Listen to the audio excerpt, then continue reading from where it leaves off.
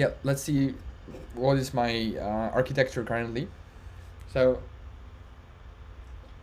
it's not really like a huge architecture because it's a small app, right? So it's good, but I explained my first stream, or actually a second one, uh, that I followed principles of like clean architecture. Probably someone who's like super experienced in doing like very nice object oriented architectures would say that it could be improved. I would love to have such a person on the stream and teach me that.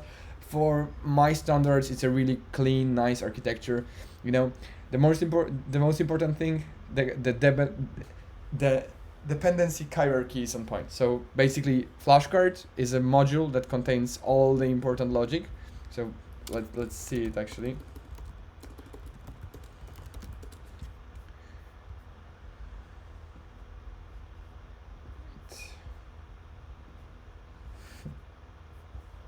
Oh, like this.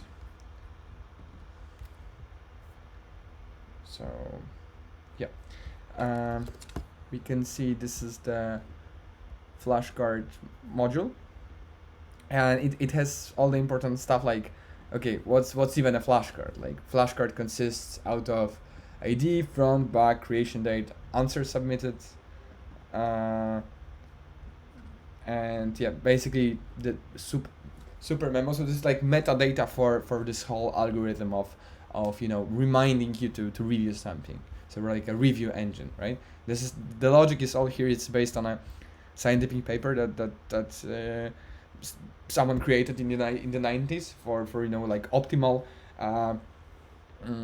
learning using computer software. Yeah, like sessions, like all the logic for mm, getting cards, like selecting cards to a memorizing session, uh, stuff like that. So it's like a pure logic. This module doesn't depend on anything, and it's also the most important. Like these are the parts of the app that probably won't change. So this is the big concept in the clean architecture. Things that are stable should not depend on the things that aren't stable.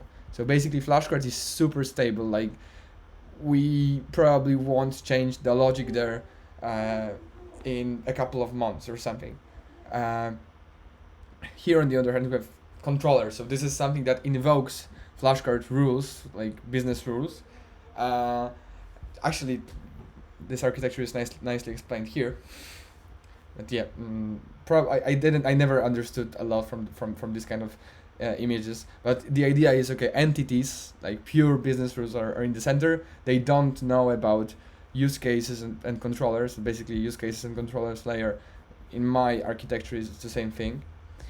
So yeah, basically like features. So like you can view a single card, you can view all of the cards, you can add a card, stuff like that. These are the features based on these business rules.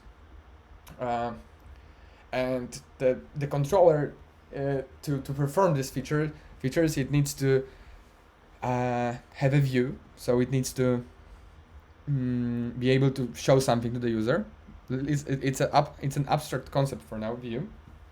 And persistence, so it needs to be able to save information somewhere. So save and access this information, really. That's what the persistence is about. So but it doesn't care about whether it's the database, like in memory, whether it's server on the other side of the world. And the same here, view is just like abstraction. It doesn't care if it's a CLI application, if it's a web app, so it's like an HTTP API, right? It could be like a desktop application. So basically, all this code here have no idea that this is a web app.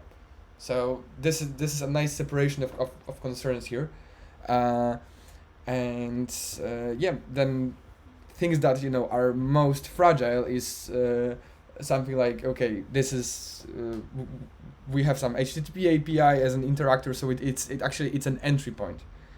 We can see here there's like flow of control diagram where interactor starts, then controller goes to like persistence, then to flashcards logic, and then finally output something to the view.